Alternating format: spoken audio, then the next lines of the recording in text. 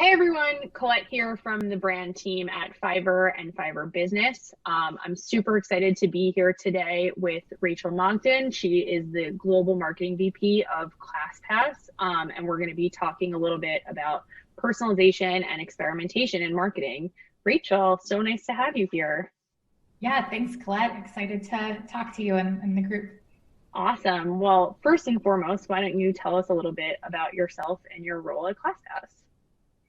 Yeah, so I am coming up on 7 years at ClassPass, which puts me very much in the sort of old folks at the company group.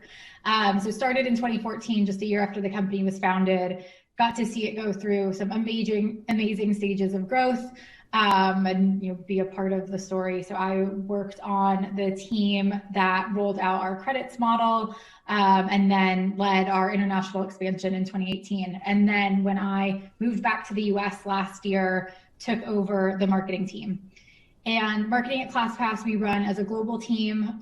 So we actually have around 35 people in 7 different countries. So it's always fun to schedule team meetings, things like that. And we have 4 arms within the team. So there's the consumer growth side that's working on consumer acquisition and life cycle.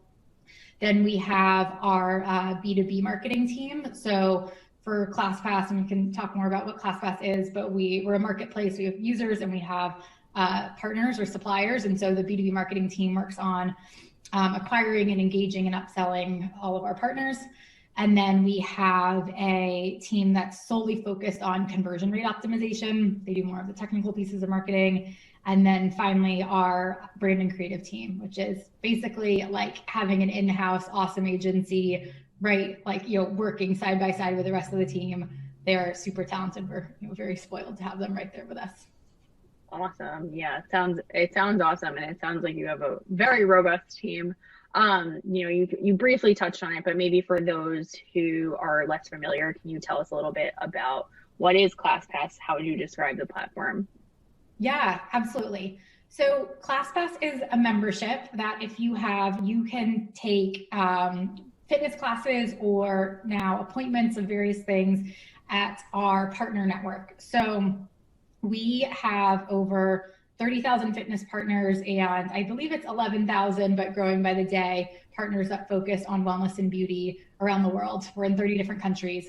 And so with the ClassPass app and your membership, we give you a monthly allotment of credits. And with those credits, you can book whatever you want, whatever you're feeling that day or that month. And so where we see people doing yoga classes or spin classes or boxing, either in person or online right now, or they're taking sort of a rest week and doing getting a haircut or manicure or something like that. And we'll continue to experiment with new types of inventory that we can add to our platform all the time.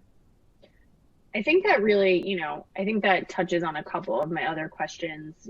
I was going to ask what actually makes ClassPass unique from other competitors in this space, but it sounds like to me maybe those new innovations are really the answer to my question. So I guess maybe even getting further into the weeds with that, ClassPass started, as you said, as this fitness-centric membership model, but obviously with the pandemic and everything in the past year has expanded more into the spa and beauty space and really grown your sort of selection of offerings. So what were the driving factors behind that decision and making that shift? Yeah, it's actually interesting because when I joined the company, again, like so long ago, Pyle, our founder, always believed that ClassPass could be sort of like so much more than a way to book fitness classes in New York City, which is what it was at the time. And, so first was the geographic expansion, so going into new countries, and then came the vertical expansion. And so she's like, what else? And we built this technology that allows you to find and discover and be recommended great local services in your area. And so what else can benefit from this technology? And wellness and beauty was a super natural extension because, well, for a number of reasons. One is a lot of our user base was already doing that. So we had people who loved ClassPass, opening the app, multiple times a day, multiple times a week, to book their workouts. It's like, well, if you're already in there and you already know how our app works and are used to spending money on it, what else can we offer you? Then combine that with the fact that wellness and beauty, the industries had some of the opportunities that we saw in studio fitness, in that it tends to be small, like independent local businesses, like mom and pops, one location. There's like all these different ways to book. Where do you find reviews? How do I know if I like this?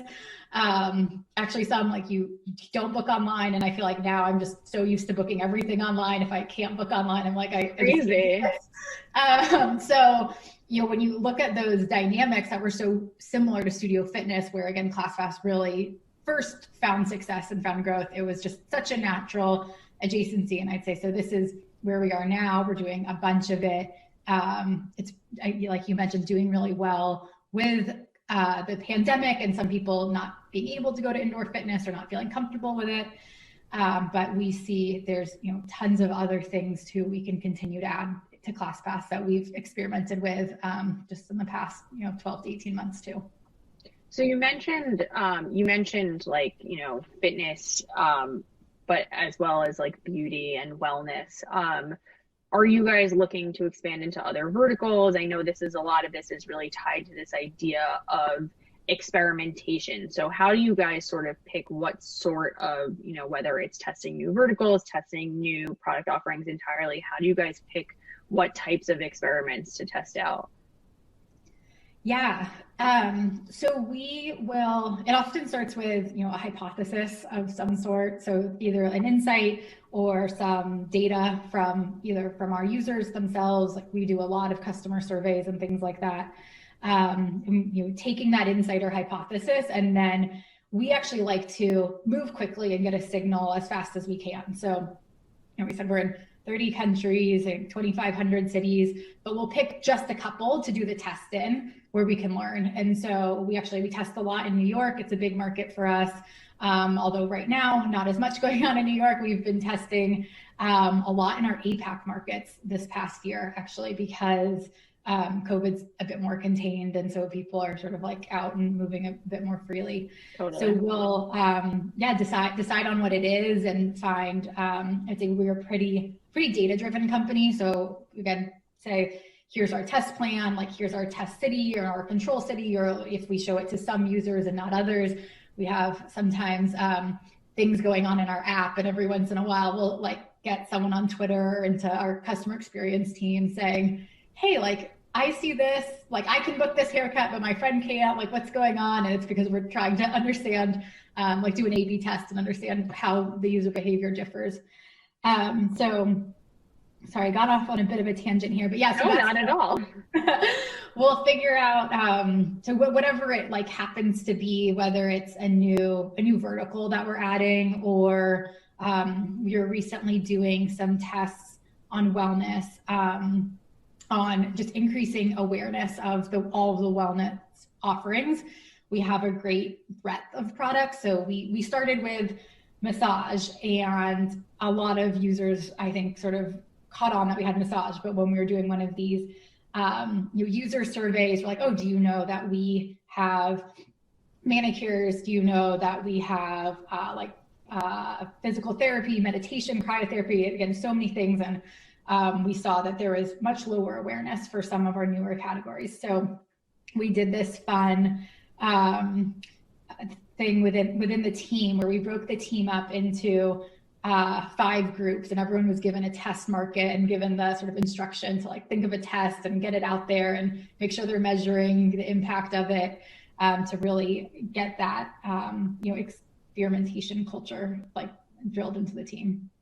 What an awesome way to encourage people to try new, whether it's a marketing campaign, whether it's a product.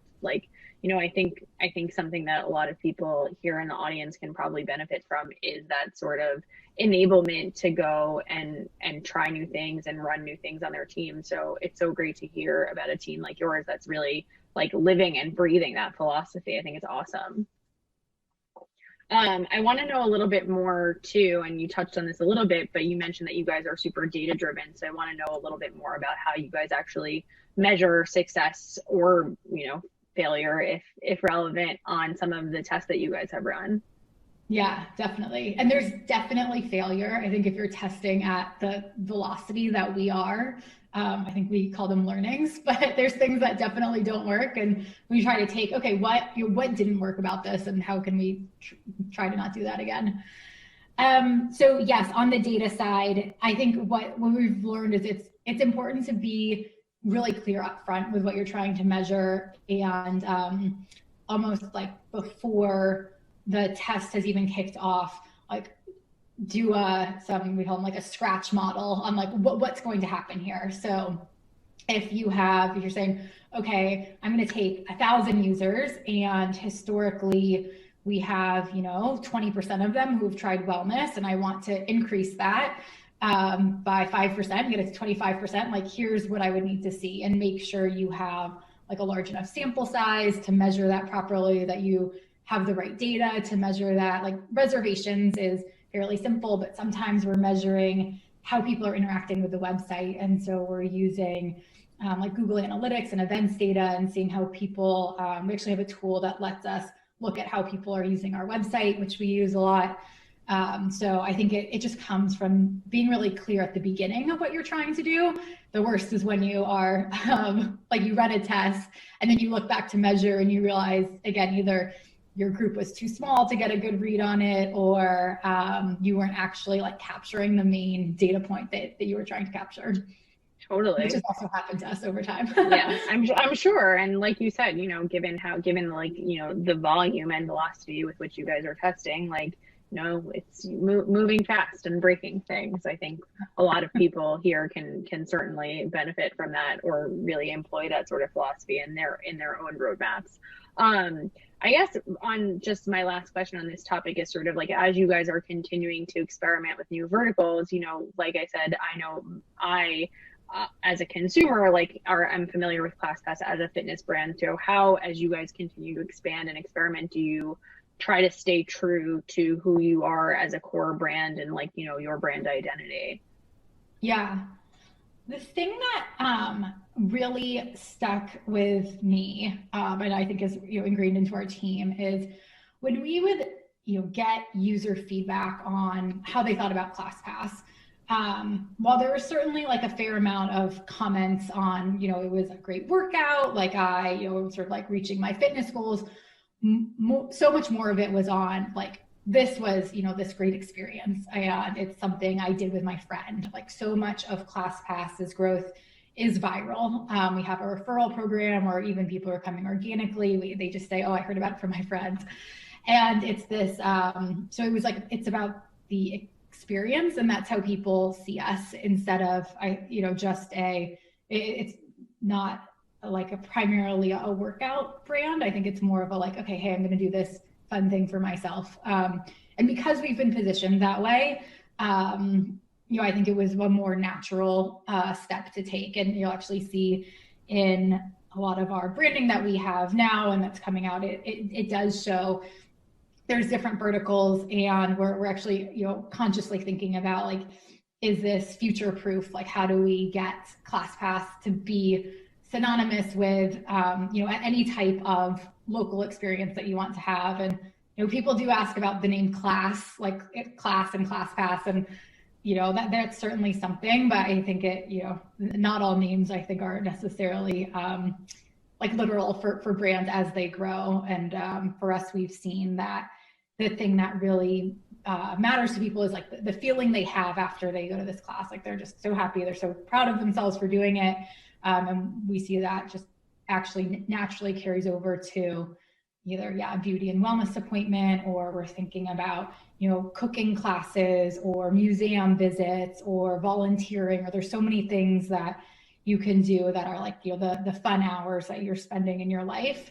And we want to help you find those. Totally. I think that makes total sense. And I think it's actually a nice transition, because I want to talk a little bit about personalization and understand a little bit how important, creating personalized user experiences is to ClassPass, and sort of how you guys operate in that space to create, individual and unique experiences for your users. Yeah.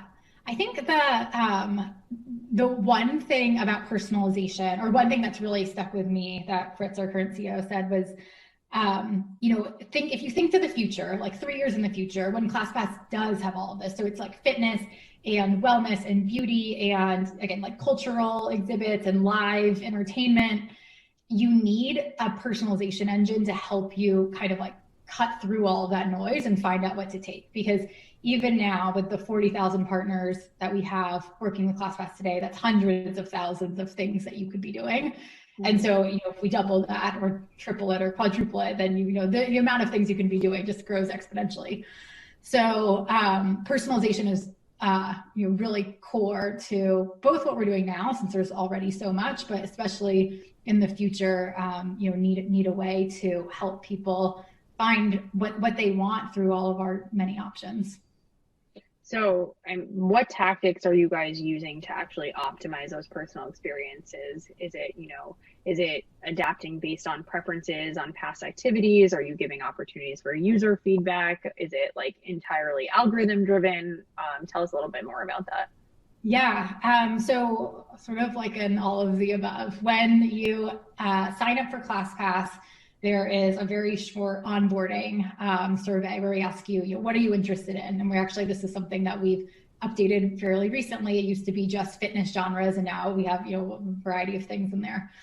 And then from there, we will show you, you land into our app and our home screen, and we'll start to personalize the recommendations that we have on that home screen for you based on the things that you said you were interested in. We also ask some questions if you're like around fitness related, like if you are more beginner or like very advanced, so we can try to calibrate the like sort of difficulty or level of the fitness classes that we're showing to you. And you can imagine this, like we try to keep the survey short, but you can imagine how it can evolve over time. But then from there, as you book things, we then continually update. We have this sort of like algorithm that works in the background, and based on what classes you're taking, how you're rating them after any type of class or appointment, we ask you to rate it on 1 to 5 stars. So based on that, we will just like continually update like what we think you would like. And what's really cool is we just have so much data that we can be really smart about it. So, if you like, a certain type of studio, let's say like you like this spin studio and it's been for having like pretty tough classes, we can say, okay, people who like this studio in your city like also like this, but we also like the data science team is sophisticated, and they can say, well, this studio here in New York is similar to this studio in Chicago, and we see this overlap between these other adjacent things that these people like. So it gets more and more complicated, but we're constantly using that data to update what we think you would like, and we show it to you in a couple of ways, like within the app, or we'll do emails or push notifications or things like that of like, hey, here's things that we think you might like.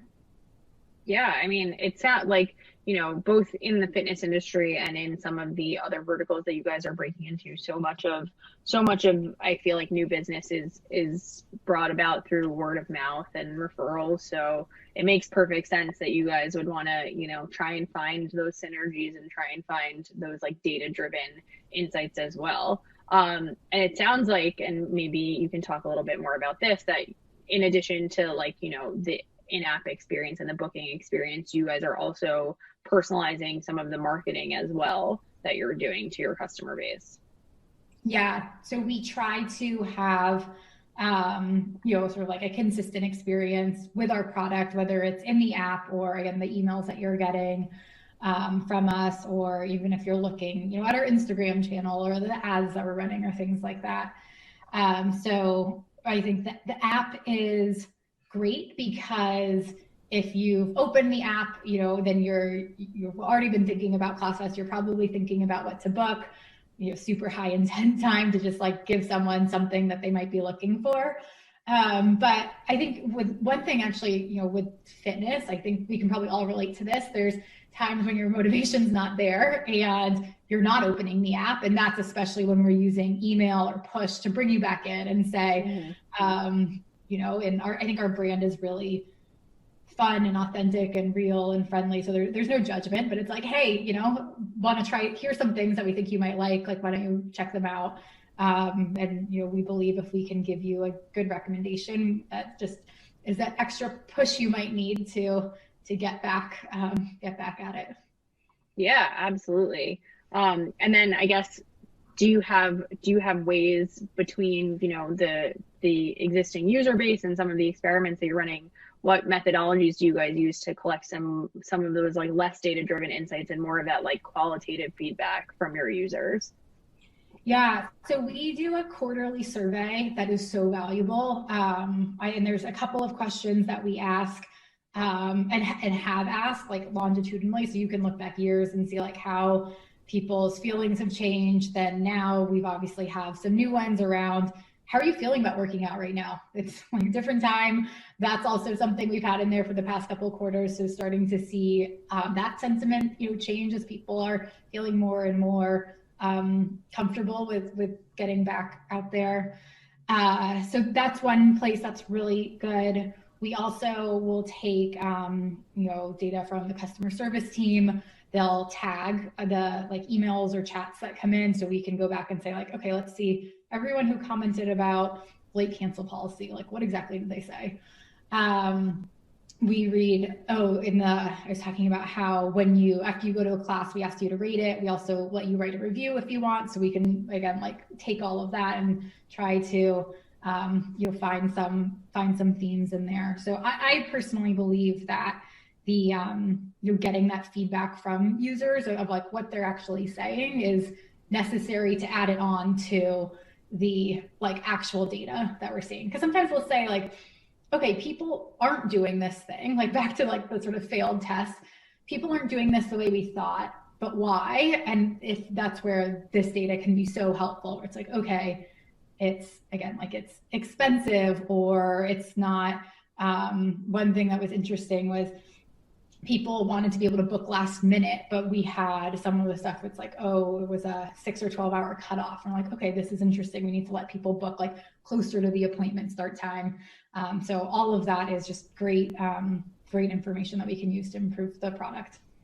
That's awesome. Yeah, that's super interesting. I think you've spoken a little bit about experimentation. You've spoken a little bit about personalization. I'm curious if you have any advice for other marketing teams who are looking to get a little bit more into, to start doing some more testing with their strategies and with their roadmaps. If you have any sort of words of wisdom to share.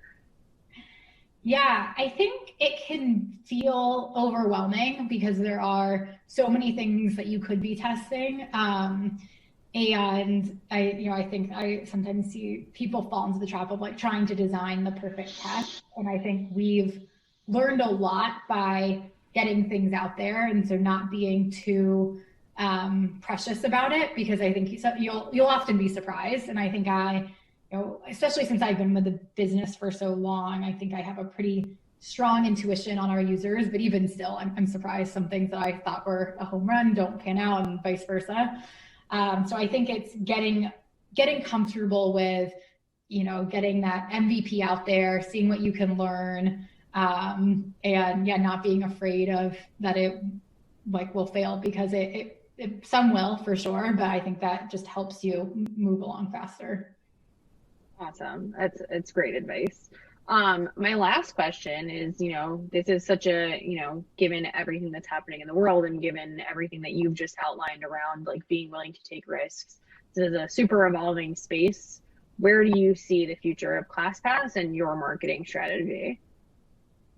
Yeah, the past, nearly 12 months to the day have been really challenging for ClassPass, which, at its core, in-person experiences. We have some markets where, the product has been very hard to be used in its like original form for the past year. And we've added digital experiences and things like that since then, which again was great, sort of another example of like, well, we've got to move quickly, took a couple of swings at that, got a product we were happy with. But I'm really optimistic for this year. We're starting actually to see already, I would say a trend in the right direction on all the things that we're measuring. Traffic to the site is up, ad click-through rate is up, conversions are up, all of that. And I think it's showing that people are feeling more comfortable. And I think that a lot of our major markets have vaccine rollouts that are going really well, or live in cities or areas that have contained COVID. So I think we're now in this place where everyone is getting excited to see their friends again, get out there again, travel again. We actually used to have a fair amount of people who would use ClassPass while they traveled, either for work or for pleasure. So I think that's something that is really exciting. And what we're laser focused on as a marketing team is making sure we have everything that people need to feel comfortable to do that. So we actually, another thing that we added last year is a way to filter for outdoor workouts. And we're like, okay, this is something, especially when the weather is nice, you can get out there if you don't want to be inside, but you can still work out outdoors. We've also added a way for our partners to put in we call it safety and cleanliness information. So they can share here's, we're taking temperatures and we're cleaning all of the equipment, every 30 minutes or that type of thing. And so we've been doing a lot the past year to think about when people come back, what will they want to know, and how can we make that as easy as possible for them, since as we said, it can sometimes be hard to make yourself work out. And so try to remove those barriers as much as we can. Well, it sounds like you guys are doing such amazing work. I personally can say I'm really excited to see what you guys continue to innovate on and everything that you guys have coming up in the next year. Rachel, Thank you so much for being here with us today. This has been super insightful, and I really appreciate you taking the time. Yep. Thanks, Colette. Awesome.